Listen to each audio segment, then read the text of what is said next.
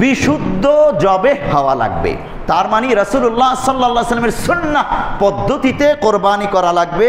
রাসূলের সুন্নাহ পদ্ধতি বাদ দিয়ে নিজের মন গড়া পদ্ধতিতে কোরবানি করলে কোরবানি হবে না। খুব সংক্ষেপে আমি বলি, আল্লাহর নবীর সুন্নত হলো নির্দিষ্ট পশুতে কোরবানি দেওয়া লাগবে।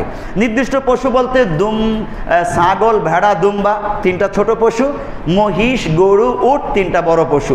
এই 6 প্রকারের পশু দ্বারা কোরবানি দেওয়া বৈধ। আপনি যদি বলেন এই ছোটোখাটো পশু কেন দেবো, একটা হাতি দিয়ে কোরবানি দেই, অনেক গোশত পাবো, জায়েজ হবে? কারণ এখানে সুন্নাহ নাই। আল্লাহর নবীর পদ্ধতি হলো, সুন্নাহ হলো এই 6 প্রকারের পশু, হাতি দিয়ে দিলে হবে না।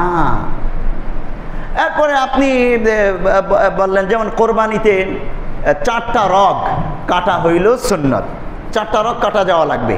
যখন জবাই করবেন, জবাই করতে গেলে একটা হলো খাদ্যনালী, আরেকটা হলো শ্বাসনালী, আর 2টা হলো শাহরগ, 2 পাশে 2টা শাহরগ।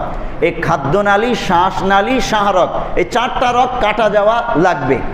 এর মধ্যে যদি 2টা কাটা গেল, 2টা কাটা গেল না, কোরবানি হবে না। কসাইদেরকে দিয়ে আপনি কোরবানি করাবেন, কসাই আপনার কোরবানিটা পশুটাকে হারাম বানিয়ে ফেলবে, হারাম বানিয়ে ফেলবে। ও কাটবে, কেটে 2টা রগ কাটবে কোনো রকম, এরপরে ওটাকে ওই গুতায় গুতায় মেরে ফেলবে। কারণ গুতাইতে গেলে এই গরুটা স্টক করে, দ্রুত সে রক্ত ক্ষরণ হয়ে রগ কাটার কারণে মারা গেছে, এইরকম হয় না, ওই পশুটা হারাম হয়ে যায়। এই জন্য যারা মাসআলা জানে এইরকম ব্যক্তিদেরকে দিয়ে দরকার পড়ে আপনি নিজে আপনার নিজের পশু কোরবানি করেন, এটা উত্তম।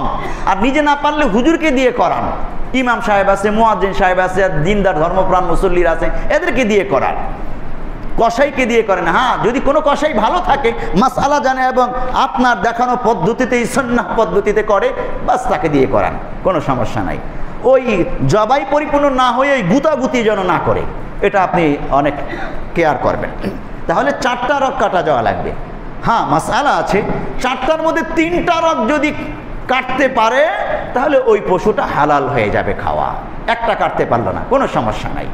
মুরগি কাটার ক্ষেত্রে ওই মাসআলা, ওই মুরগি আপনি কাটান, যারা দোকানদার আছে ওই কোনো রকম এক হাত দিয়ে ধরে একটা পোজ দিয়ে ডামের মধ্যে ফেলে দেয়, দেয় না? আপনি কি জানেন এই ঠিকমতো কাটলো কি না গলাটা? ওই মুরগি দাপাতে দাপাতে রক্তক্ষরণ হতে হতে মরে যায়। তাহলে আপনার এই মুরগি খাওয়া কি জায়েজ হবে?